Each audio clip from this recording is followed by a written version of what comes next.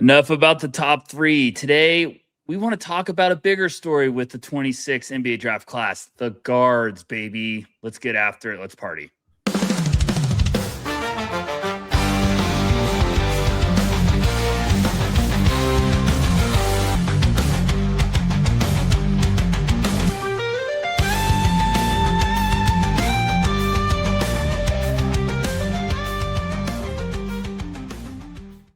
What's going on, boys and girls? We're switching it up a little bit today, but it's the No Ceilings NBA Draft Show. I'm your host, Tyler Rucker, with the mad scientist, Mr. Tyler Metcalf. Metcalf, how the heck are we? I'm fantastic. I don't have to do anything today. You offered to take hosting duties. I'm like, fine, pull my leg. I'll just kick my feet up and spew some nonsense. This side of the hosting duties, it rocks. Hey, I said, you work so hard sometimes. I was like, I'm going to give you a little bit of a reward and take over the heavy lifting. So I wanted to do a fun episode today of mixing it up, but wanted to talk about the guards, Metcalf, because I'll do some housekeeping in a second as tribute to Metcalf. But today's episode, everyone, we're going to be talking about just a big storyline with this class that I think a lot of people are needing to realize is how heavy this guard class can be. There's a lot of talented, playmakers, decision makers, combo guards, if you want to put it that way. We're going to talk about a lot of guys today. This is going to be a really fun episode, but let's do the housekeeping, as Metcalf always does, and I forget to do. So YouTube fans, we love you. We're approaching rapidly 20,000. It's unbelievable. The growth lately with our channel has been tremendous. So thank you guys so much. If you haven't subscribed, like, comment, let us know what you're liking, what you'd like to see. We're pumping a lot of stuff out there. The website has been cooking as well. We've got Jam just had a piece recapping a scouting trip of his. I believe it was Penn versus George Mason. I had a piece that was really out there about, comparing prospects to Disneyland rides after my recent Disneyland trip. Go check that out. Maxwell had a prospect, 5 interesting prospects on the margins piece. That was fantastic. We always love that. And then Metcalf, you recently had your scouting notes, your scouting files. You've just been on fire. Did I miss anything? Yeah, I'm going to be a little selfish here. I'll have a piece on Dylan Harper and how impressive he's been up on the site, a little film breakdown of Harper on the YouTube channel as well. And then this week's Rookie Roulette, really fun interview with Molly Morrison, both on the pod feed, on the YouTube channel. So go check that out as well. And I'll be having some both written and video stuff with Coward coming up here soon as well. Yeah, I'm pumped to see that. The Molly, shout out to Molly for doing that with the Cedric Coward piece, our video. That's going to be awesome to see. Rookie Roulette is always one of my favorite segments. I know we get a lot of fans saying they love that too. And then next week we will have big board update, which I'm sure people are foaming at the mouth to let us know how they feel. So a lot of big board talk lately on the line. A lot of fun stuff. So you ready to get this rolling, Metcalf? Let's do it. Okay, so look, going into this draft cycle, if you're getting caught up, you're getting familiar, there's been a top 3 or a big 3 that everyone's been hyping when it comes to Cam Boozer, AJ Debinsa, Darren Peterson, whatever order you want to put those in. Those have been the big names. And then we've gotten some tremendous play from Caleb Wilson at North Carolina, a lot of other guys. But one thing I've started to slowly see and kind of happen in the last couple of months, I was like, oh my goodness, this guard class is going to be vicious and stacked and maybe as big a storyline as the big 3, because there's heavy hitters when it comes to the point guard position. There's some combo guards that are going to be tremendous. So I wanted to kind of big picture it and bring this to the table. I want to write about it too, but thought this was too juicy for me and you not to talk about it. So what are your thoughts right now, Metcalf, with like the guard class, and what are you kind of seeing as a big picture? Yeah, and I keep wanting to sell some of these guys just because historically I tend to lean a little more towards like the bigger guards or dynamic wings, and there just aren't a ton of those guys this year. After you get past Darren Peterson and AJ Debinsa, the wing, 2-guard class, it gets pretty thin pretty quickly, especially when we talk about guys who can create on ball and run an offense or create for others. There's some fun off-ball finishers and, shooters like Braylon Mullins, Isaiah Evans, Paul McNeil, Nate Ament, kind of down that line. But every time you look at this guard class, these guys just keep producing at massive levels. And it's not just putting up big individual numbers. It's producing wins. It's driving winning basketball. It's playing on ball. It's playing off ball. And the more and more that I watch these guys, it's like, all right, well, I guess this year it's just going to be the guard class outside of the top three, because all of these guys, Mikel Brown Jr., Kingston Flemings, Darius Acuff, Labaron Philon, Christian Anderson, Keaton Wagler, and like they just keep getting better every single game. And then you look at like second round grades with upperclassmen, and it's just littered with guys who you could easily see being a backup or third string point guard on an NBA team for like a decade. Yeah, I mean, hey, quick off the head, last year in the lottery for the 25 NBA draft, we probably, depending on, some players might be considered like what position would you put them at, but I think we're looking at around 5 or 6 guards, if you're putting Con Knipple as a guard or a forward, whatever you want to do, but 5 or 6 in the lottery. There's like chance to have that in the 6 or 7 in the top 10 almost. It seems ridiculous. You just mentioned some, so like we're not going to talk too much about Darren because obviously, but like he's a combo guard, we'll put it that way. But like as you said, Kingston Flemings, Mikel Brown Jr., LeBaron Philon, Darius Acuff, Braylon Mullins, combo guard, Keaton Wagler. Then you get to Christian Anderson, you get the Braden Burries, you get the Bennett Sturts. If I'm forgetting anyone, obviously you can cut me off, but like even sleepers like Ryan Conwell, there's just a lot. And then you get to the second round as you're hinting, and you get some more sleepy, sleeper guys to keep an eye on. The Chase Rosses, Tyler Tanner's been a fun one in the draft scene from Vanderbilt. There's a lot of depth. It's pretty much like, hey, what is your team looking for? Milos Uzan from Houston is going to be another sleeper. Emmanuel Sharp. It's just, we haven't even brought up guys like Dash Daniels, who could be a wild card with the international class. It seems like an unbelievable year to potentially get like, hey, what is your team looking for in the backcourt? You can really get an addition and some boost there. It also seems like, oh, if you don't need a guard, you might be either having to go be aggressive or take advantage of some value falling to you. Yeah, so I'm curious, how does this kind of shift your view of this draft class as a whole? Because historically, dynamic wings, the elite on-ball scoring guards like a Darren Peterson and bigs tend to go earlier just because they're a little more premium. But with how many guards there are, it's like, all right, so is this going to potentially shift the overall depth of this class to being maybe not as impressive as we once thought? Or is it just going to be like, man, there's value throughout this first round where if you need, like if you're going into this draft and your main need is a big or a guard, but like you're middle or like late lottery and you have all these guys kind of graded out pretty similarly, is it like, does it make more sense to just trade back and pick up assets in the future or something and take maybe your third guy on the list instead of the one with a bullet? Like if they're all in the same tier, just how is this kind of shifting your overall perception of this class?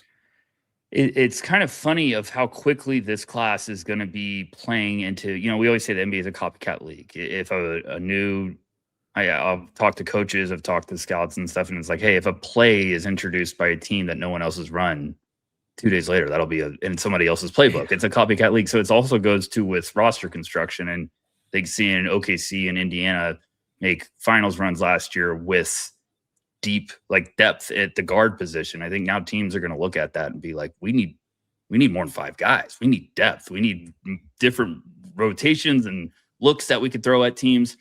So I think it's going to play perfect to those teams that being like, okay, let's build some more depth. Let's just keep adding talent. But to kind of focus on what you're saying is like, yeah, I think you got to take it into big picture. You don't want to chase just because of like, well, it's, we need a guard, but it's all going to be off the board. So this guy is a big that he's much lower on our board. I think you just got to be like, okay, let's trust the board. And if we don't want to reach, we got to get some future assets, or you got to be aggressive and be like, let's look at the board. And do we need to be aggressive moving up more than ever this year? What about you? It does get me a little hesitant, a little worried of like, all right, are we overvaluing these guys in their Right. college context? Because none of this is to try and take away from their production or their potential going forward, because these guys have been incredible. But historically, the NBA tells us size wins, and not all of these guys have awesome size. They're encouraging indicators. The numbers are fantastic across the board. A lot of the malleability and versatility, especially on the offensive end, is really encouraging. But some of these guys still just don't have the physical tools and the physical measurements that we constantly see NBA teams for the last 70 years tell us they value. And it's like, all right, well, are they going to be able to overcome it? Is it getting to a point where speed and skill are enough to compensate for some of that? So I do get a little hesitant of like, man, like Christian Anderson's having a incredible season. I love how he's playing. I love how he played more off ball last year, but he kind of can't or doesn't really create without a screen. Darius Acuff looks incredible, but he's trends towards the smaller or like 6'3" in shoes. And these are all nitpicks, but they're typical. There are a lot of indicators of what we've seen from guys in the past who haven't necessarily panned out, unfortunately, as well. I mean, we always say the point guard position. And look, we're going to talk about some combo guards, but we're talking just more of like primary ball handlers, guys that you're giving the ball to kind of set the tone offensively. And I've been saying, I think you agree with this. Like, I feel like the league's getting more towards like combo guard heavy. Like, you're not just like, hey, it's just there's a point guard and there's a power forward. Obviously, the power forward position, like getting that tag seems almost extinct now, but now it seems like it's like, hey, if you're an off-ball guard, you're still getting sets to run the show. You need to be able to do both. So this class is going to have a lot of those as well. But if we're focusing on like primary ball handlers, the biggest thing with this class that is going to be the rude awakening towards the end of the year is like that deadline is going to be even bigger than ever because people are going to be smart looking to next year. Yeah. I'm with you. I love Christian Anderson. I got him in my top 20. And that's with how many guards, like my top 10 is disgusting how many guards I have. But like Christian Anderson's a perfect one. Like he could be a lottery pick if he keeps playing like this. But also you're looking at next year's class that everyone's not going to be, not educated on in the draft process. And they're going to be like, well, look at next year's depth. And I really could jump a lot. And that's something I've talked to scouts about of like, is there guys you're eyeballing already that are like, hey, they could shock people and stay next year? And like, oh yeah, and it'd be really smart. But I'm with you. There's a lot of names that's going to make a really interesting decision if you don't make that top 25 or you are projected to be right on the outside of that. Because that's where we say it's always like that's the guaranteed money spot. Yeah. And we started to see that. We started to see guys start to make those decisions this last year with Yaxel Lundeberg transferring to Michigan to get probably more than what he would have gotten on his rookie contract if he went in that 25 to 40 range. Because once you fall out of that top 30, it's not guaranteed anymore. And if your feedback is, yeah, you're probably fringe first, it's like, don't love that. Let me go get 3 to 4 mil if you're a top transfer guy or top returner guy from the NIL collective. And we saw guys, Labaron Philon, something really similar where we're like, oh man, could he be a sneaky one and done and kind of stay in and someone swings on him at the end of the first? And it's like, well, no, I'll just go back to Alabama and get paid and improve my game and play. And then go out the next year and get a better contract.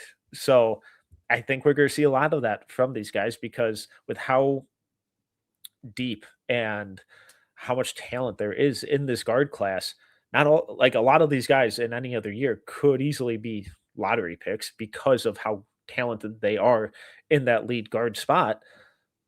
But when there are 15 of those guys, only so many can go in the first round. So I look at a guy like Keaton Wagler, and it's like I have him in my first round right now. I have him in my top 20. But if his feedback is 15 to 30, it's like, all right, well, do you want to go back to Illinois, have a full summer of strength and conditioning, really improve your game, and then come out as a sophomore and potentially be a top 5 to 10 guy instead? And I think we might end up seeing a lot of that from this class. And I just think it's going to be really, really fascinating. And there are going to be some decisions at that deadline where it's like, oh my God, I can't believe they convinced him to go back. Yeah, let's stay with a little more philosophy, and then we can we could do specific breakdowns of some of these guys and everything. But I think you're spot on with that. Like Wagler's the perfect look. Darius Acuff and Wagler are the two party crashers for me right now. I liked Darius Acuff coming into the year. He was a 5-star prospect. He was my big, like I've said this before, he was my big prove it. Yeah. And you're going to move up easy on my board. He's proved it and more. He's done everything I've wanted him to do. I think I've got him at 10 right now.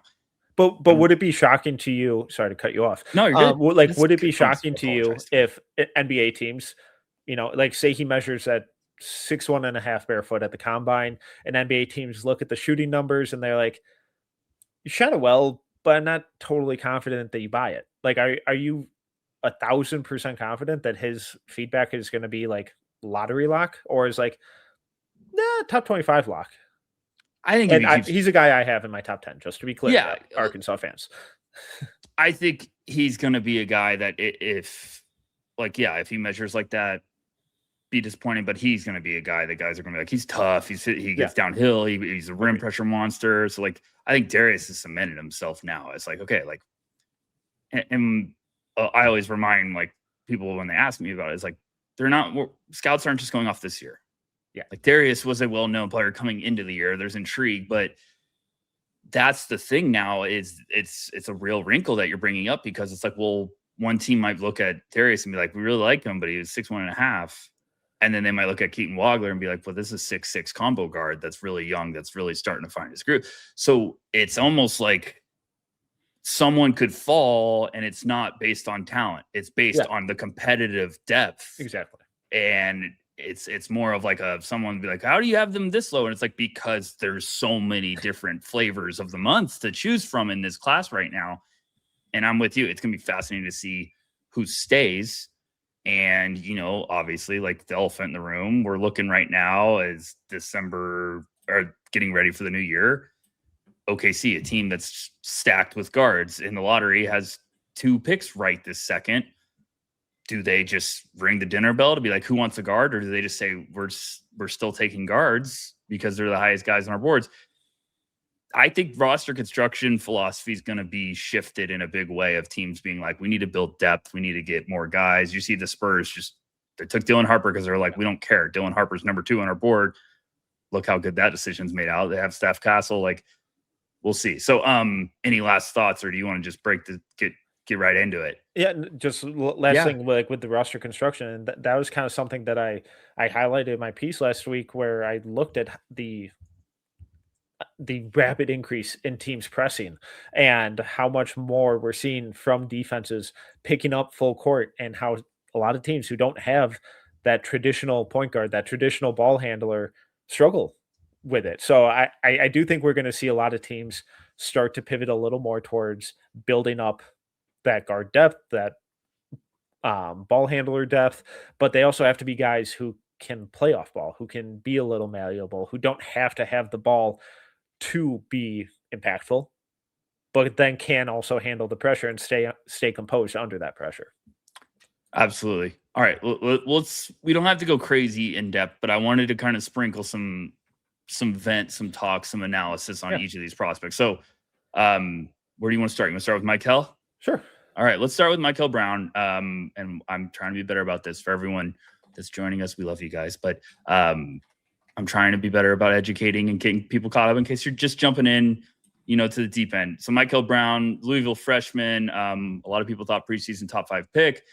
He's averaging 16, 3, and 5 on 38, 26, 83. You hear the splits and you're like, oh, we'd like to see more, but dealing with a back injury. Yep. I don't believe he played last night against Cal. I think he was probable. He might not have played. Anyways, he's nearing a return.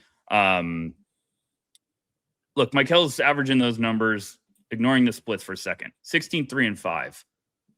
It's pretty solid. You get excited about that. We have not seen Mikel Brown's best stretch at all yet. No. And when he puts on a solid stretch, I think those are going to start being video game numbers. Where are you at with Mikel?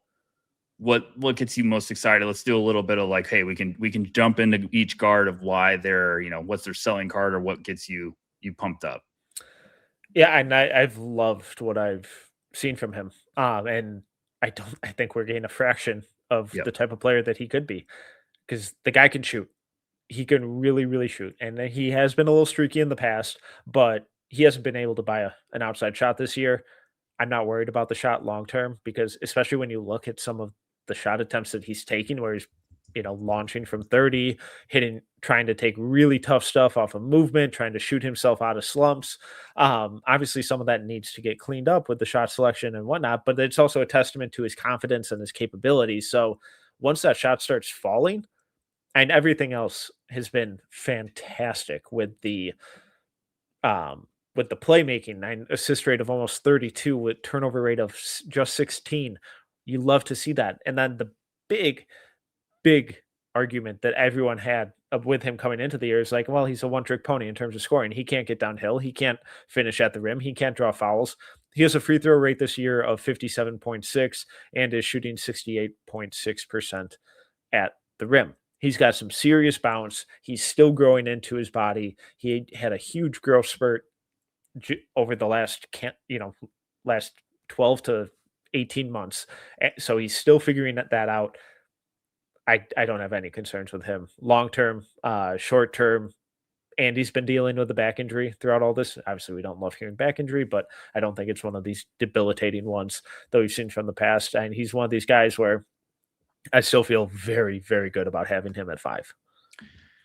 Look, we've said this before. Situation's a big part of scouting and evaluating. It's like, what situation are they put in? Louisville has multiple talented guards. And we thought coming into this year that Louisville was going to be a team, Ryan Conwell, I mentioned earlier, is kind of a sleeper, like older upperclassman, but someone's going to get a heck of a player.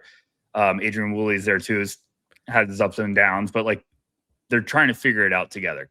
And we said beginning of this year, like, hey, Mikel might have some games where he's not the big box scorer chaser because on basketball and there's a lot of mouths to feed. But like early in the year, all of a sudden they have a big home game against Kentucky at the time, 29, 2-5, 8 of 16. He was 3 of 10 from deep, but 10 of 11 from the free throw line. Then Cincinnati, 22, 5 and 6 with 3 steals, only 4 for 15 from in that game, but 12 for 14 from the free throw line. And then at Arkansas, he was only 7 of 19 from the field, which like obviously we'd like the shooting splits to get a little better, but shot selection, offensive role, but he still finished with 22, 5 and 3 and 5 for 6 from the free throw line. The biggest question I had for Mikel Brown this year was the finishing numbers. And you've seen humongous growth as a finishing guard.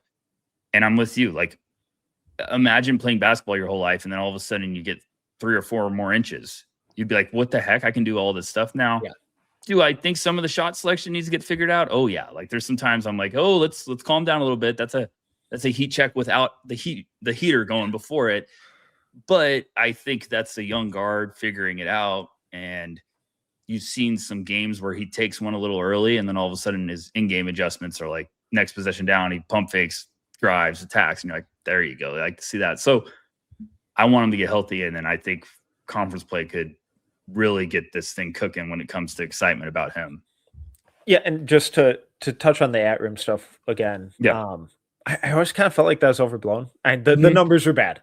But when you actually like watch him play, especially like early in his senior year in high school, it's like, oh my God, this guy was so much smaller than he is now. But he didn't play like it. Like he didn't shy away from contact. He attacked downhill. He attacked shot blockers. He initiated contact. He tried to finish. He just couldn't. He wasn't strong enough. So it's like, all right, well, now that he's grown 4 inches and he was in the process of doing that, where even over the summer, like we saw the growth spurt like already in effect, especially with the FIBA stuff at Hoop Summit. Like we saw the physical transformation right there, and still everyone was like, no, he can't finish. It's like, I think he's going to be okay, because he didn't play soft. He didn't play scared. He didn't avoid contact. He wasn't afraid of attacking the rim. He just physically couldn't do it yet. And now we're seeing that what it looks like when he can. Completely agree. All right, let's keep this party rolling. I want to talk about Kingston Flemings. I want to hear what you're thinking. I'm absolutely in love with Kingston Flemings. Got to see him in person at the Players Era Festival. Incredibly impressed. Run with it. Hit me. What are you thinking? I had zero expectations for him coming into the year. And he's obviously far surpassed anything I thought he would do. He's been fantastic. The playmaking, the ability to play on or off ball, and he's shooting the crap out of it. We're starting to see that 3-point percentage curtail a little bit. Now he's down to 44% on 5.5 attempts per 100. I think a couple weeks ago it was up around like 57% or somewhere in that range. So that was kind of the big question of like, all right, what does it look like when the shot doesn't fall like this? Because he's not a 55%. He's not Reed Shepherd out there as a shooter. But can he keep it above 40? Can he increase that volume a little bit without it falling off? And at the end of the day, I'm kind of like, I'm not sure. I'm not sure it matters because this guy gets to the paint whenever he wants. He has such a quick first step. He has a really encouraging frame, and the playmaking has been fantastic.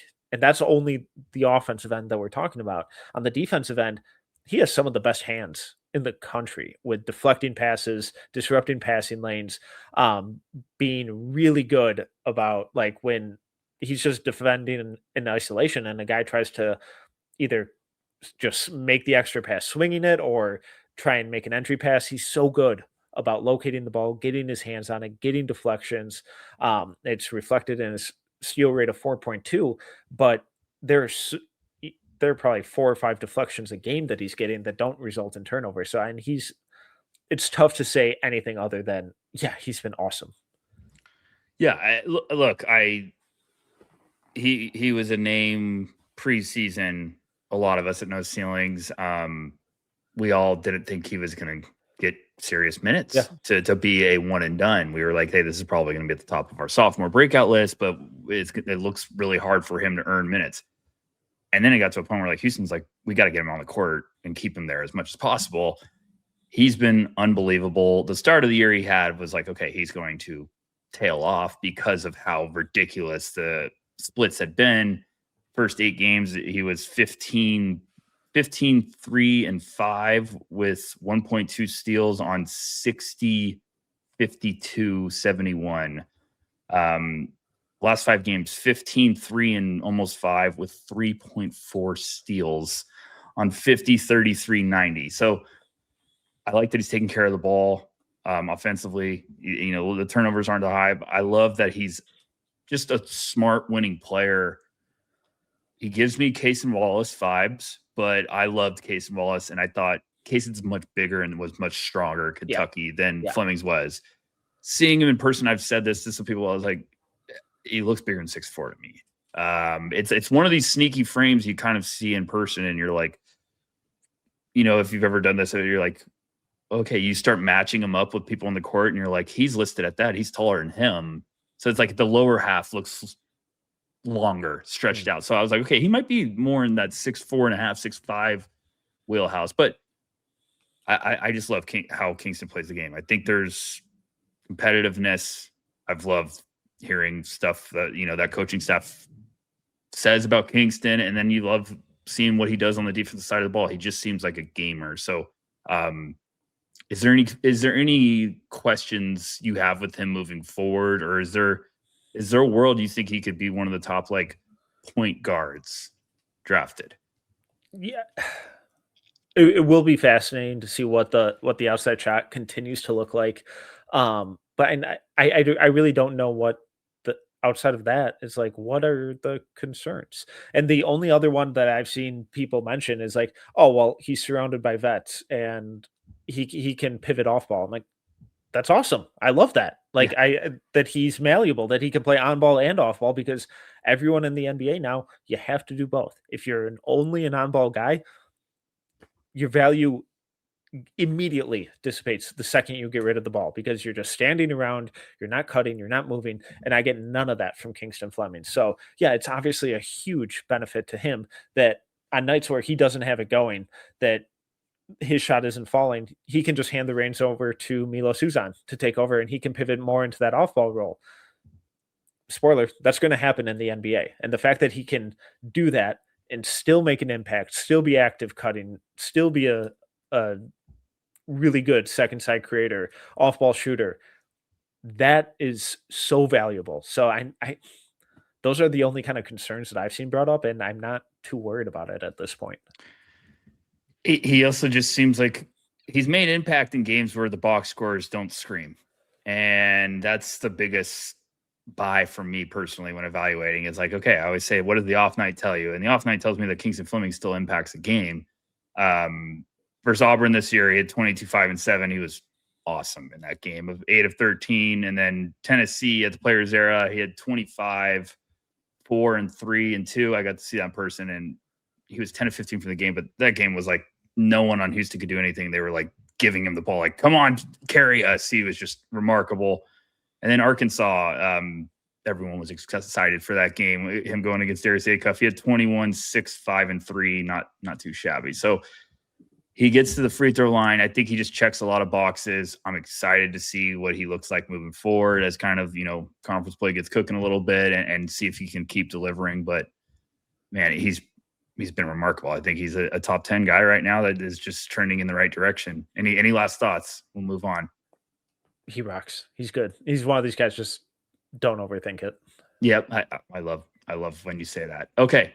Let's talk about the popular name that everyone's really spicy about. And I think that's mainly for the Arkansas faithful out there. Hello, Darius Acuff, Metcalf. What a run he's on right now. Freshman, 6'2", depending on who you want to ask. Like I said, talented. 5-star prospect coming into the year. I think, me personally, I was waiting to see what it would look like. Could he create rim pressure? Could he have an outside shot that was consistent? Could he be efficient? What's the playmaking going to look like? Check so far for me. So read off some stats so Metcalf can gather his thoughts. Right now, Darius is at 18, 3, and 6 with less than 2 turnovers a game, 1.9. 49. Gosh, I love when I cannot read. 49, 44, 72 splits in 13 games. The floor is yours, Mr. Metcalf. What are you thinking about Darius Acuff? Admittedly, I didn't get the Acuff hype coming into the year. I was like, he's a small guard who over dribbles and can't shoot from outside. I loved the playmaking. The playmaking in high school at IMG was incredible. And that's carried over immediately. You read off the per game numbers, also assist rate of 33.6, turnover rate of 12.6. That is an insane efficiency, especially with the usage of 25.5. So really high volume, really high efficiency stuff from a freshman point guard right away is like, oh my God, this is real. But my bigger worry with him coming into the year was like, all right, this guy over dribbles a lot and always has the ball in his hand. When he gives it up, there's almost no off ball movement. It is the exact opposite of what I was talking about with Flemings, where once you give the ball up and you don't do anything, your value is gone. Your threat is gone. And that was a lot of the vibes that I was getting from Acuff in high school. That's gone this year. Like his ability to be malleable, to play different roles, to pivot into an off-ball role when needed this year has been some of my favorite of his. So my favorite part of his development this year, because I had zero expectations that he could do that. And he's done it in a fantastic manner. Now, recently that started to tail off a little bit because they just have to have him create the offense. They have to have him run the show. I thought it was going to be a little more by committee, but it's so clear and obvious that when he's not initiating the offense, they don't really know what to do. So I've seen enough where in an NBA setting, like if he was paired up with, a wing creator like an Anthony Edwards or someone like that, who is going to dominate the ball and really be like a primary creator, he's still going to have a ton of value in an off-ball role. One of their last games, they ran him off of like 2 baseline screens and he hit a movement 3 going into the corner. I'm like, where was that your entire life? I've never seen you do that. So the shooting efficiency and volume is obviously incredible. Is like 9.5 attempts per 100 on 44%. I had zero. I didn't think he was going to be able to do that this year.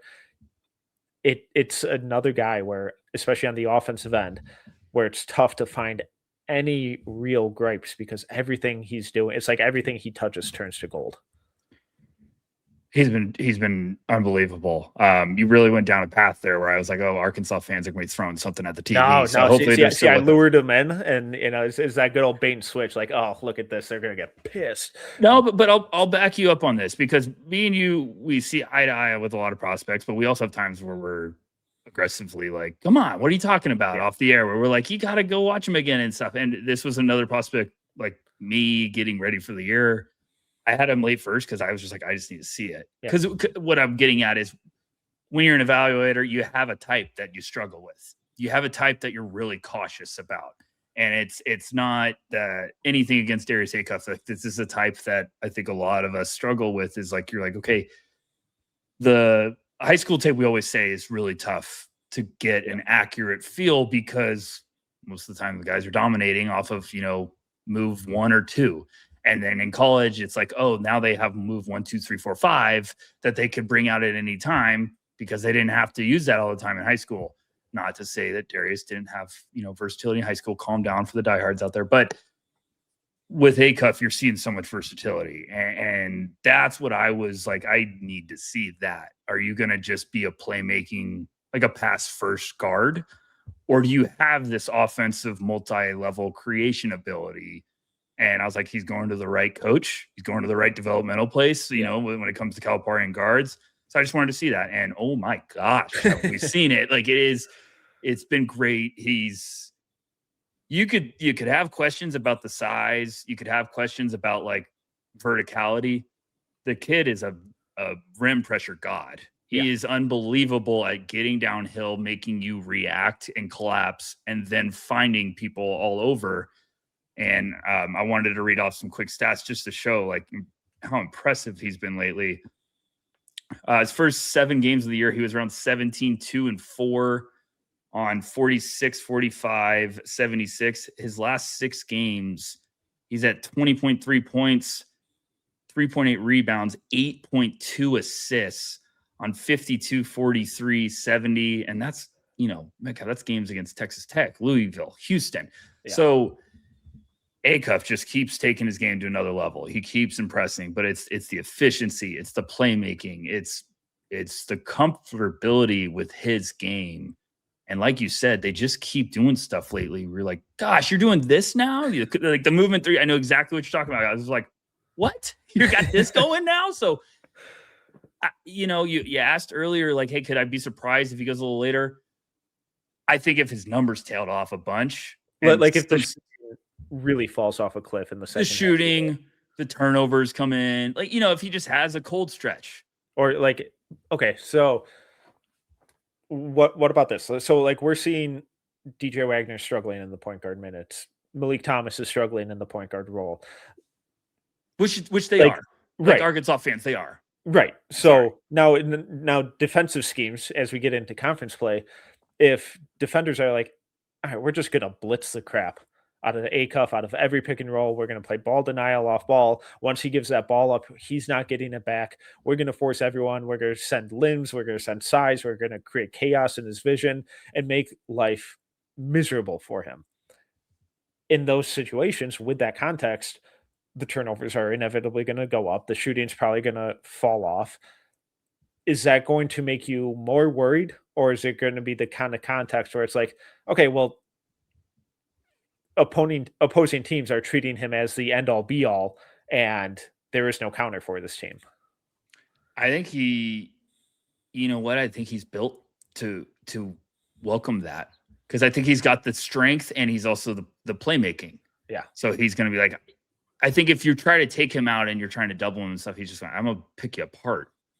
Now, what do we always say? To get an assist, you need to make the shot. So like he's going to have to put a lot of trust in his teammates, but they've had some guys that are really shooting the crap out of the ball, and I know Trevon Brazil's had some games where it's like, oh my gosh, look at what he just did, and good and bad ways. But I think, Billy Richmond's been playing good. Wagner has his moments. Malik just was red hot against James Madison. So like they have the guys that can really light it up. But you look at the SEC and their upcoming schedule is like, okay, Tennessee should be a good test, another good test. Like, see, but then you get to like, okay, Auburn, like Todd Bedford's smaller. He should be able to outmuscle whatever attention he gets. Kentucky would be a good, Otago will be a good test for that. And then you get to like Alabama. I'm like, I look at a lot of these teams, Vanderbilt, Tyler Tanner, been fantastic on ball with like the steals and stuff. But like, I think Acuff's built.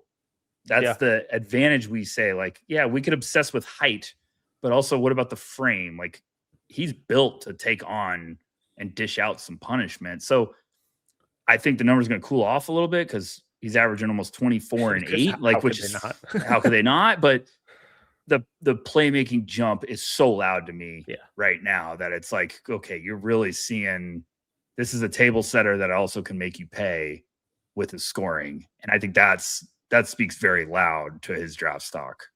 Yeah, for sure. Okay, let's keep this train rolling. Like this is a fun episode. I'm having a great time.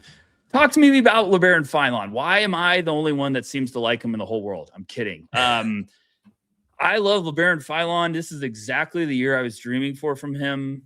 And I, for some reason, think it's like even more impressive than maybe some others. Is there something with Philon you struggle to buy in on? Like, am I missing it? He's a top 10 guy for me, and I'm like, I love him.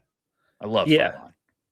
He's been incredible. And really any number you look at, it's going to be good. Like, he's shooting the crap out of it.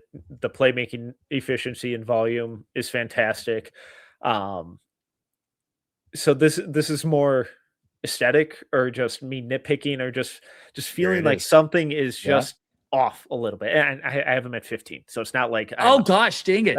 This episode's all for that. Okay. Jeez. Wow. Yeah, I'm out. He's horrible. No, but this is, I don't mean to interrupt you. This is the best part about those ceilings and scouting and everything is like when I find someone that's not all the way in, like maybe I am, is I'm like, okay, tell me, what am I missing? And we always say that. It's like, I don't want to just talk to people that agree all the time. I want to see, like, am I missing something? So what's holding you back? The playmaking, even though the numbers are fantastic, and just to kind of highlight that, an assist rate of 37.7, turnover rate of 16.3. Those are fantastic numbers for a guy with a usage rate over 30. But I feel like his playmaking, like when you actually watch him, it doesn't really reflect that. Like I don't think he's as dynamic of a playmaker as Mikel Brown or Kingston Flemings or Darius Acuff are. I think the way that those guys manipulate defenders, see all three levels of the floor, read the weak side, draw out defenders, is just at a different level than where Philon's is. I think Philon's a really good passer. We saw that last year. But I think a lot of his reads are a little more elementary than those other guys where it's mainly two-man game stuff or like what directly like one pass away type stuff, because he's really good at getting downhill, collapsing the defense, and then kicking out to the corner shooter.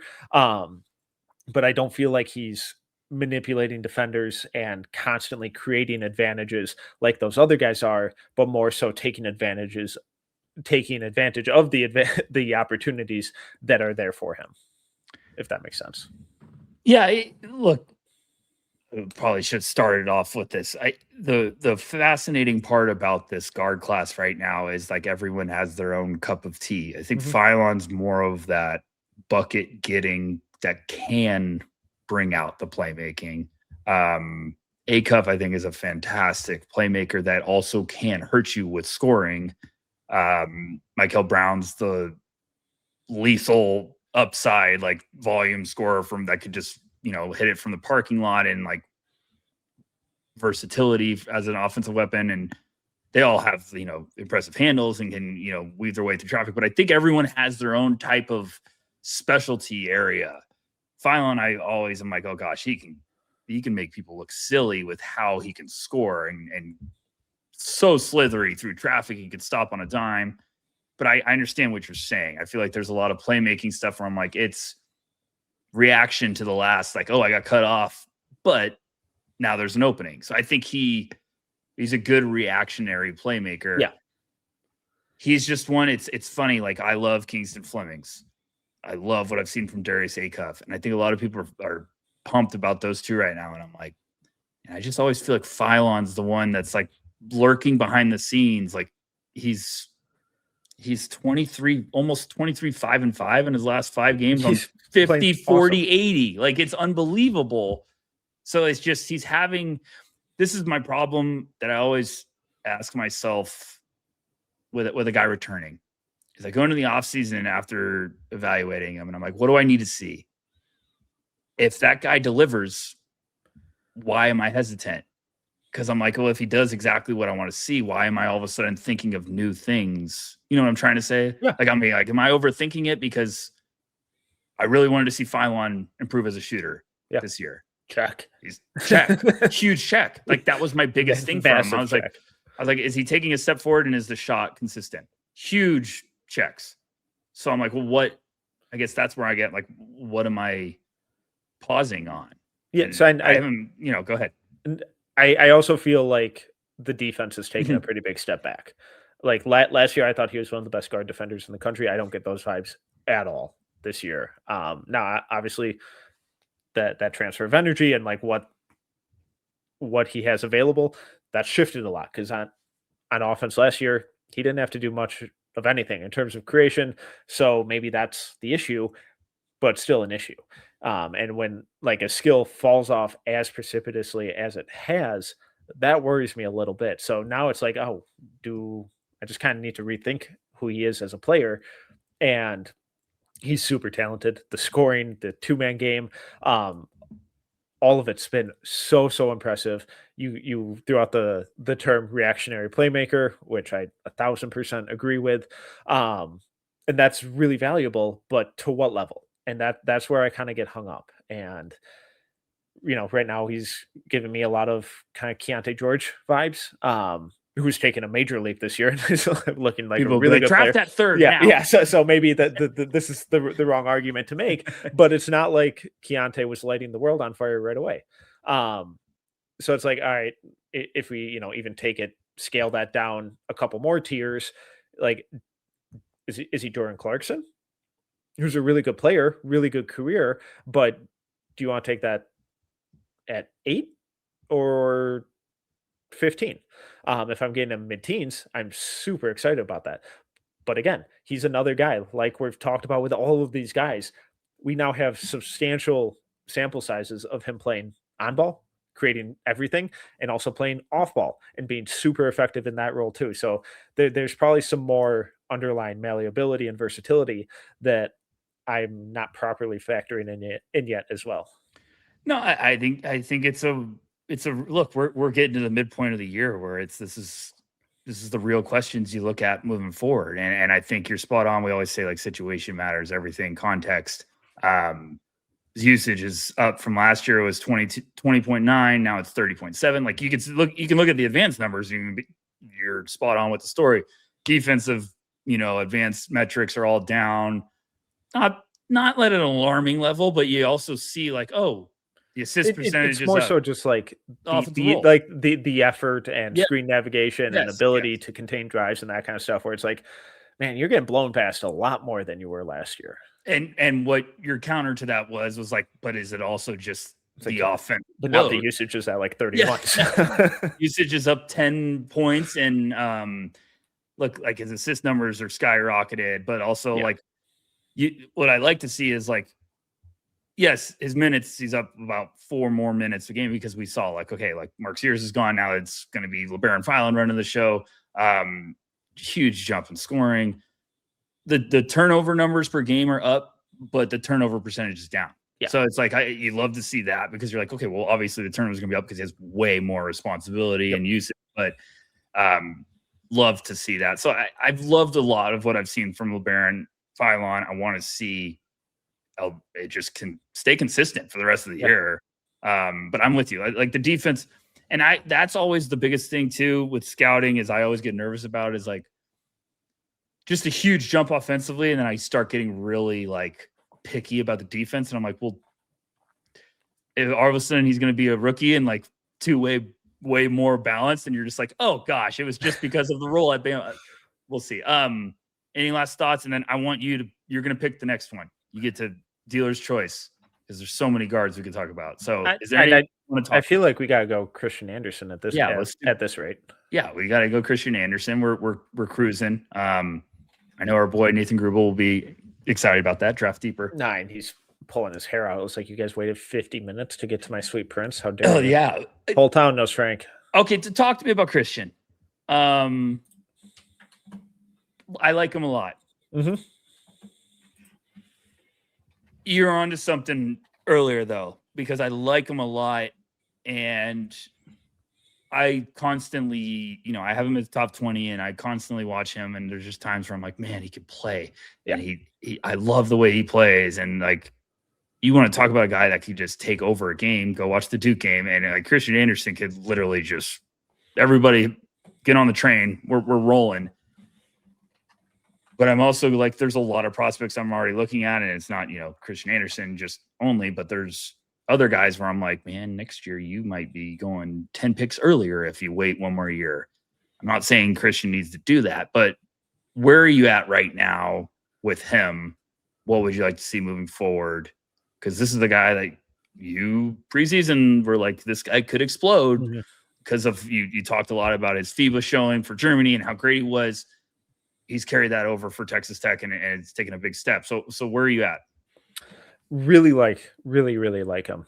Because last year he was playing out of position, basically as a 2 guard, because Elijah Hawkins was creating everything. He was an upperclassman guard, really good player in his own right, but Anderson proved that he was such a good shooter and such a good player that they had to have him on the court. So we had a full season of him being really effective in that off-ball role. Now it's his show to run, and we saw that transition really take hold over the summer in FIBA with Germany, where he was incredible. Like, he was fantastic, and he's carried that success over into this season with Texas Tech. He was phenomenal in that Duke game, and now he's running that really heavy on-ball creator role. My concern, though, is that everything comes out of the pick and roll. And there are 2 ways that you can look at it. I'll take the pessimistic view first to leave a good taste in the Texas Tech fans' mind afterwards. But my concern with, 45.7% of his scoring possessions are coming as the pick and roll ball handler. That's in the 98th percentile in frequency. When we include his passing, he ranks in the 99th percentile in frequency. Now he's over the 80th. He's over the 80th percentile in both of those factors in terms of points generated, which is fantastic. So he's super efficient in it. He's generating a ton of points, but he's constantly running it. My concern with that, though, is like, oh, you don't have the size, the frame, or the athleticism to create anything on your own. And on top of that, it's kind of the same reactionary playmaking vibes that I get from Philon, where he runs a really good 2-man game. I think the playmaking vision is pretty narrow, and I don't think he sees the entire floor all that well, and gets really cued in on that first read, sometimes the second, but he's not moving weak side defenders like those top point guards are. So that's where my concern comes in. The optimistic view is that, hey, the NBA runs a ton of pick and rolls, and he's proving to be one of the best guards in the country at that. So what's the issue? Let's stick with that. I'm running some numbers while you were doing this because I just wanted to see off the top of my head. So like the pick and roll thing is a real fascinating thing. Like you said, 45.7% of the time. Philon's at 44.7. And then for anyone that's curious, Darius Acuff, 23.6. So they're all excellent per synergy. Anderson's 88th percentile. Philon's, he's 73rd, so he's very good technically. And then Acuff's 90th percentile. I think we do a lot of times, like myself, we hammer hey, he really needs to be getting a screen. Jaeger Demin last year, everyone's like, he can't get anywhere without a screen. Yeah. Do you think a team gets to a point where they're like, we run heavy screens, we were running everything from a pick, so we don't care? Or do you think it's a big deal? Like, hey, like he's still got to be able to, if we can't get him a screen, he's got to be able to create a little bit. Because also, I'll put this in to help you think of it. I think also the bigger thing too is when it's the two most play types are pick and roll or spot up. Yeah, because that means, okay, if I can't create my own, I'm also just spotting up. There's a lot of guards that have that, but it's like, okay, well, what is it a combo with? Like, I feel like that tells the bigger story. But I also sometimes I'm like, well, it's the most popular action probably in basketball right now is a pick and roll. So like, is that something to water down? I guess if I'm putting that way. Yeah, and I'm more triggered that I just saw Philon's numbers are the same as Christian Anderson. So, so guess who gets to go back in the lab now? Gosh. That's where the conundrum comes in, because it's, what are you drafting him as? Are you drafting him as your primary point guard, the guy who's going to run and initiate your offense? And if you are, that's where I get a little more concerned, and that's where the playmaking out of those pick and roll situations comes more into play, where it's like if you're constantly putting guys in jail and creating advantages and have these really good physical tools where you can get to your spots constantly in the mid-range, and then you're also setting up weak side shooters all the time, that's different. But I don't get that from Anderson's playmaking out of those situations. It feels a little too one-dimensional for me right now. Now, it could grow in time. It could grow this year. It could grow in the NBA down the future. But that's where my concern about his reliance on the pick and roll kind of comes into play, because it's a little too one-dimensional. He makes life a little too easy on those weak side defenders with their rotations, and doesn't punish them as frequently as he should be. He's too good of a passer to not take advantage of a lot of those situations. And again, none of this is to say he's a bad player or he's a bad passer or any of that stuff. Just nitpicking some limitations that I'm seeing in his game. But if you're taking him as quote unquote point guard or combo guard to complement your wing creator or your jumbo creator, then I'm less worried about it, because we also have that long track record of him being a really good off-ball scorer as well. So that's where team context and roster fit comes even more into play. He'll be fascinating, because I mean, look, we see how big conference play comes into it. It's where scouts start really licking their chops about, playing in scouting trips, and they're like, hey, I'm going to go see, the Big 12 tournament and whatnot. And we see how tournament time creates buzz, even if you're taking in the full slate of the a whole draft scouting cycle. I think Anderson's Duke game was a big, like, oh my goodness, like, look at the response he had. But I just want to see a little bit more tape, more film when it comes to like the multi-scoring ability, because I still like him a lot. But this is what we get. We get to the midterm part of the year, and we're like, okay, let's review. What would you like to see moving forward? We do our cycles within the cycle. Any others? Well, so quick hitters or what? What are you thinking? You're struggling. We just ran through 5 really awesome point guards. Yes, and that doesn't even factor in some more of the traditional shooting guards, or even more combo guards like Darren Peterson or Braylon Mullins or Keaton Wagler, or even some other point guards who others are incredibly high on, like a Tyler Tanner or Ibuka Okori, or even some sleepers like Braden Burries, Braden Burries, Braden Smith, like Paul McNeil, like there's Tunde Yesufu. So we only went through 5 here, and these are all of those names that I rattled off vary from people having them top 5 to top 10 to lottery to top 20 to top 25 to first round. Do we really think all of those guys are actually going to go that high? Because talent in a vacuum is like, yeah, all 5 of these guys that we just talked about, yeah, they could, in any other draft, they could easily all go lottery. They could easily all go lottery this year. But they're that like we haven't even talked about the bigs or the wings or anything else in this conversation. And if all 5 of those guys go lottery, that means there's only 9 spots, which would totally deviate from how NBA teams tend to draft.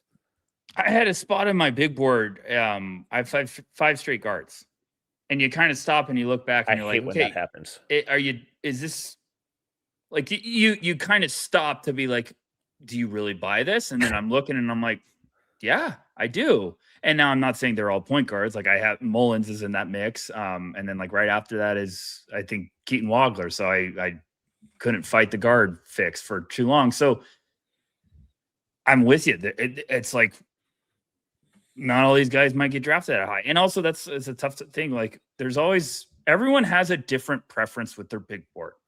Some people will say, this is how I think they're going to look, or this is how they're going to turn out in 5 years. Yeah. I think this is the order. Some others are going to balance in a little bit of like, this is where I think they could get selected. Like I do a little bit of a mix personally. Like I think like, hey, this is some of the top talent, but I also think this is the range where I would pick them. I feel like you kind of say the same thing. Like you kind of are in that range of like preference, would you say? Yeah. Or like, yeah. So it's like, I'm not going to say like, hey, I love Ubuko Okori. That's my guy. I'm going to put him at 2 because I think in just 8 years, he's going to be a superstar. No, I also balance in where I think they could be targeted as a draft prospect. But like, we're talking about all these guys and I'm looking at like, we're an hour in and I'm like, we haven't even gotten to 5 more guys that could go in the first round. So I think we're approaching or we're preparing for a real world in which we're like, hey, the withdrawal deadline, like screw the top 3. The guard thing is going to be the most fascinating storyline. Because even if all of like, let's say 75% of the guards in this class stay, it's still going to be stacked. Yeah. Like there's going to be so much depth. So I'm really interested to see if guys really go back for another year, even after a strong, one and done campaign or a strong year. Like Christian Anderson keeps playing like this and has a strong year. I would just go, What are your thoughts? Yeah. And you want to just do a quick flash mock to kind of highlight how weird this could get? Yeah. Metcalf. Wow. We'll only do lottery, but like, that's kind of a cutoff for a lot of guys where it's like, all right, am I really going to make this leap? And it's like, well, am I going to be a lottery guy or not? And I think it may be surprising when some aren't. All right. Well, we'll just riff off the Tankathon order. How's that? Yeah, that's fine. Okay. All right. Indiana at 1. So we're thinking, what do you want to say, Darren?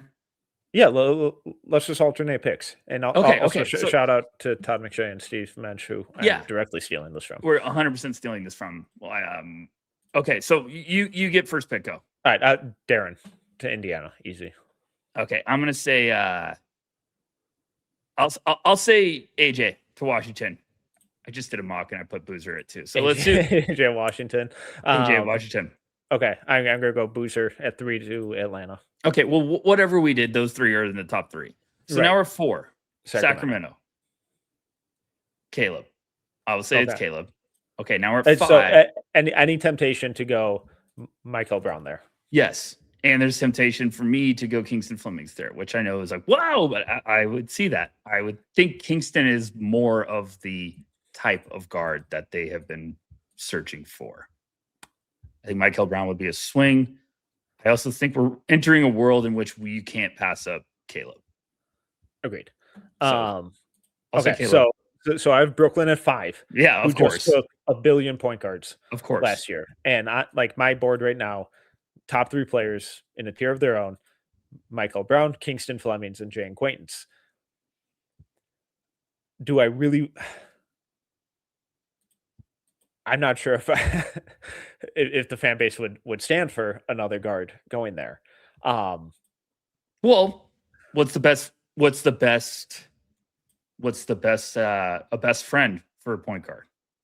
a big. Would you go Queens? That's where I start to struggle. For the sake of this exercise, I am. I'm going to go Jane Queens. Okay, so then things just get. This is exactly what we're talking about, Right. because So now we're at Charlotte at 6. My next 6 prospects on my board are all guards, and after that is one big and then another guard. Right. And just to be clear, I'm not drafting Quaintance because of need there. No. I have him in the same tier as those other guys. So it's like if we're splitting hairs. Yeah, it goes That's either how way. it could fall. Yes. So they could be like, hey, we just drafted a bunch of guards, we're taking a big. Or they could be like, our board, we have Mikel at 3. Right. Hypothetically. So, okay, so I'm Charlotte. I'll say Mikel. Or I'll take Kingston Flemings. I still love Kingston Flemings there. Then you're OKC. Okay. Where things get nuts. And I just have to go upside. I have to go with the upside play. So I'm not going to pass up the talent, and I'm going to go Mikel Brown. So now we're 7 through 7 picks, half of the lottery, 2 guards gone. And Dallas at 8.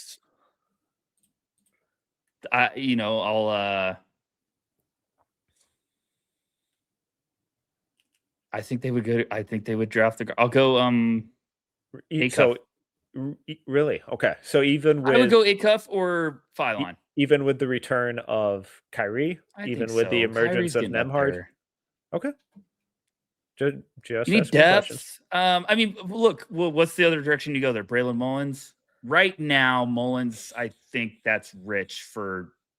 Do I think Mullins could be in that conversation in 2 months? Yes, very easily. But I think he needs just time to get like he's going to be in that conversation. Yeah. Okay. Where am I? 9 OKC again. Not going another guard. Oh man, this is where it gets really gross for me. It might be a little rich, but I'm gonna go Thomas Houck. Yeah. So OKC, even if we're saying it's not a guard, they're gonna go, hey, we're gonna get a guy that's gonna help us right away, which I still love Houck there so much. There in San Antonio would be fun. So I'm Milwaukee, who Ryan Rollins, you desperately need depth. Whatever happens with Giannis, you desperately, desperately need depth. I would probably be going Acuff or Wagler. You already took Acuff. Oh, I thought I was changing that to. Okay, so I'll say Philon there or Wagler. I'll say Philon. Another guard. I think Wagler there would be a really smart pick, though. No, let's change that. I'm gonna go Wagler with Rollins. I like that mix. Wow. I know it's rich. I don't care. I love me some Keaton Wagler. Okay. So Portland.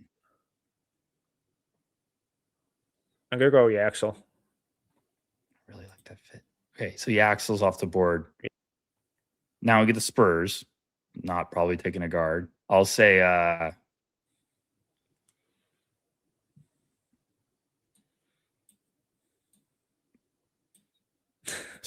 I'm going to say Sinak. Oh, okay. I'm still a believer, so people could be like, there's no way. Blah, blah, blah. I'm still a believer. I have him in this range. Yeah, I think if you got him at 12, you'd be pretty pumped about that. Upside. 13, Memphis.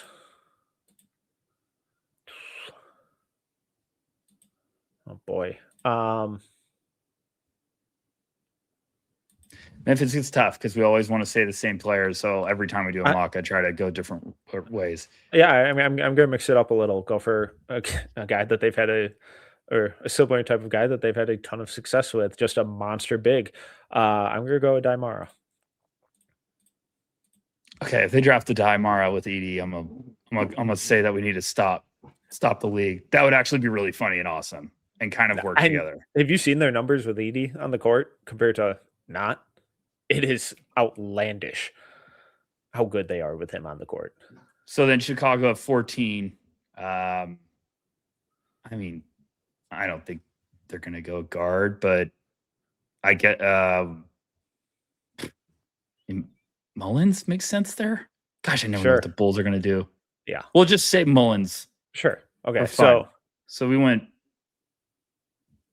So that leaves Philon, Christian Anderson. Bennett Sturts, all these other guards out of the lottery. Someone's going to fall. They always do. Yeah, so I thought Philon was off the board. You could have told me Philon could have gone anywhere there. And then all of a sudden Mullins falls or vice versa. So what do we end up having? Like, I'm trying to count them. We had Mikel, Kingston, Acuff, and Wagler. And Darren, if we're counting guards. Well, yeah. So 5, but Mullins would be 6 maybe right out. But anyways, like we're talking 5 or 6. Yeah, but it just kind of shines light on that. It's like the All-Star voting. It's like, oh my God, I can't believe this guy didn't make the All-Star game. It's like, oh, I can't believe this guy didn't go in the lottery. It's like, okay, well then who are you taking out? Because there are only so many spots. There are only so many team needs and teams drafting in that range. And we saw it with Kaspers Jakushonis last year, and he was a guy we constantly were mocking in the top 10, or at very worst late lottery, and he falls to 20. So it's going to happen. I mean, last year you had Dylan Harper, you had VJ, Con Knipple, whatever you want to say, if he's a guard or a wing. I still consider him kind of like a wing, but like, so there's 3. Trey Johnson at 6. Jeremiah Fears at 7, Yegor at 8. So you had all those in the top 10.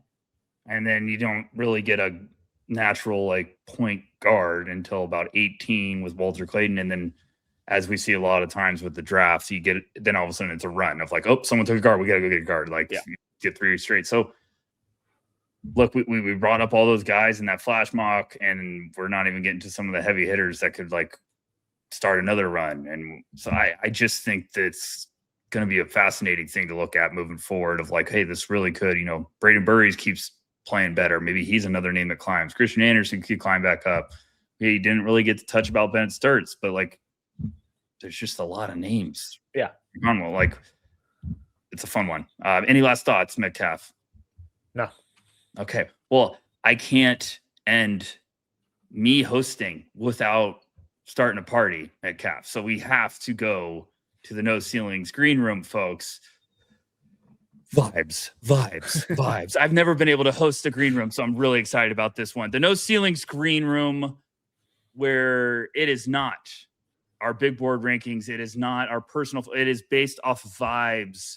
Who is, really just cooking or really we're just drawn to, and the basketball world, the scouting community right now, or who's just on a heater. A lot of vibes. Have I mentioned the vibes yet? So let's review for those that are not familiar with Metcalf. In line right now, Cam Boozer. I'm going to start in line. I'm switching it up. Wow. This is who's waiting to get in.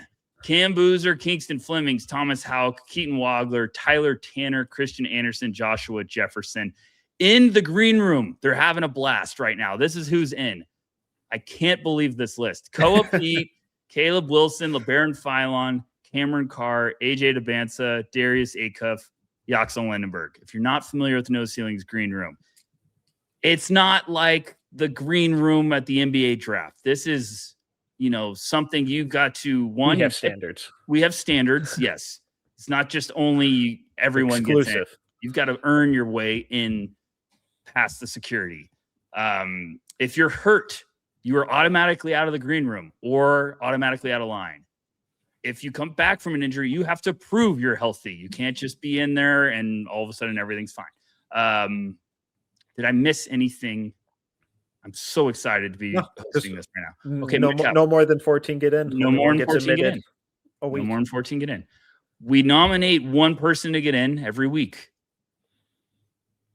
And we also are not afraid. We trimmed a lot of fat last time. We got a lot of people out of line. So Metcalf, does anyone need to, let's start with line. Or no, let's start about getting in. Yeah. Who do you want? Does anyone need to get in from the line, or do you want to nominate? I'll let you start this. I'm all over the place. Do you think anyone needs to be kicked out of the green room? Of the 7 that are in there? I agree. Okay. Kobe Pete had another good game, so he could say it. I think the green room's safe. Is anyone in line need to get kicked out? I don't think so. Yes, I don't. I don't think enough has happened over this last week. When Right, it's been quiet. It's been quiet. Now, do we have a nomination? Oh, we nominate one per. Yeah, I'm gonna put Jaden Quaintance in line. Great nomination. Quaintance was the one that was, invited a long time ago, but he's incredibly fashionably late. Couldn't get an Uber, canceled 3 times. Maybe he got the wrong address. But yeah, it's just like that classic friend where it's like, dude, you coming? He's like, yeah, I'm on my way, and he hasn't even showered or done anything yet. He's playing 3 more hours of video games or finishing up a movie or something, and then shows up 12 hours after he said he would be there. Classic, I'm texting hey, I'm leaving right now, and it's we were actually just getting in the shower. Yeah. Okay. Yeah, acquaintance. I think that's a good one. Nominations for the line. This is where we get tough because it's well, who has, Did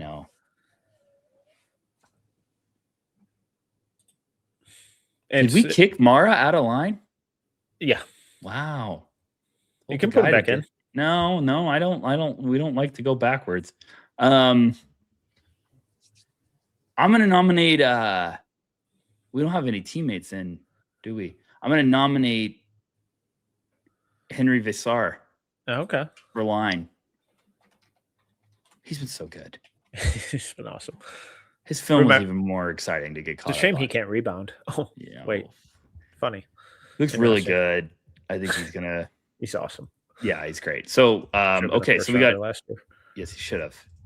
Probably would have been a Celtic too. So I would have appreciated that. So Henry and Jaden Quaintance are in line. Okay. Anyone that needs to get in? And someone has to get in. I don't know who though. Where are you leaning? It's an absolute nightmare when there aren't any games or anything to work off of.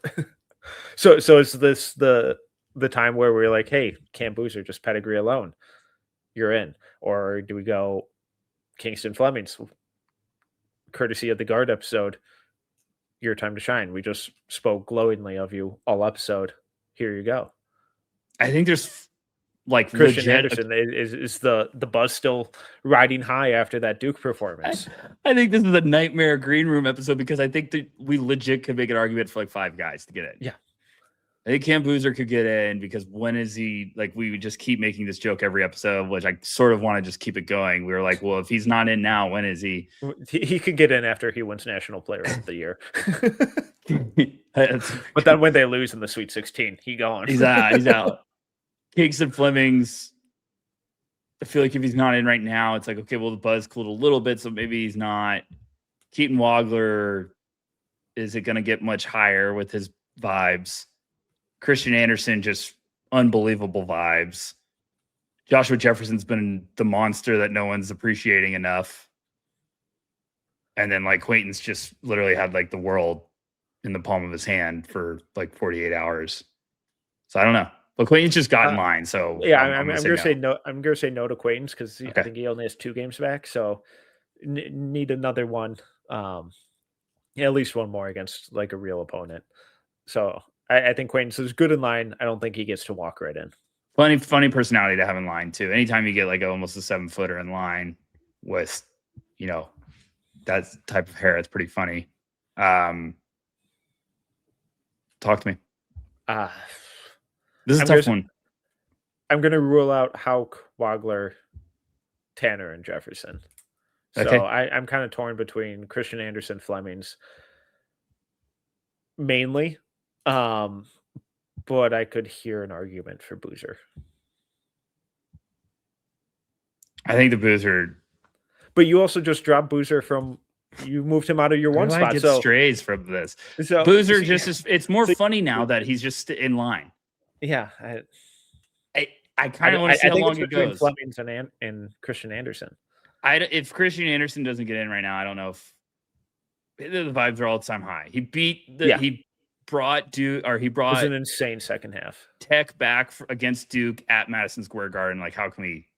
I think he's got to go in. Okay, so he's walking tall in there right now, much taller than we all realize. So Christian Anderson, welcome to the green room. So to repeat, we have Cole Pete, Caleb Wilson, Labaron Philon, Cameron Carr, AJ DeBanza, Darius Acuff, Yaxel Lindenberg, and Christian Anderson.